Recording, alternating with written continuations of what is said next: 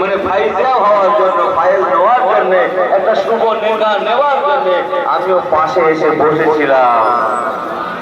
আল্লাহ দয়া হয়েছে, বলার মতো যে সুযোগটা হবে এটা আমি বুঝতে পারি। তো যাই হোক, এটা আলহামদুলিল্লাহ।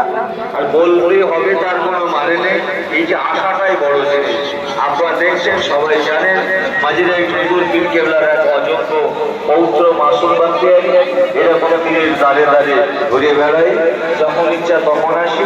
ভাইদের সাথে একটা সম্পর্ক, এই সম্পর্ক অ্যাঙ্গেলটা দাদা হুজুরের সঙ্গে নির্ভর।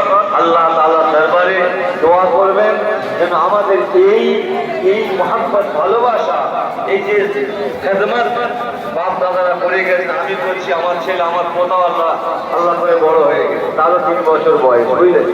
আমার পোতা 3 বছর বয়স, সে মাইকে। হ্যাঁ, তো আপনারা দোয়া করবেন যেন সিলসিলার খেদমতে আমরা থাকতে পারি। সকলে দোয়া করুন, আল্লাহ তাআলা এই মনস্কামনাকে পূর্ণ করুন। আমিন আমিন আমিন। আসসালামু আলাইকুম। যারা ইফতার পরিবেশনা করছেন একটু ভালো করে শুনবেন, যে লাইনে যেটা দিচ্ছেন সেই লাইনটা কভার হয়ে যাওয়ার পর আপনি অন্য লাইনে ধরবেন।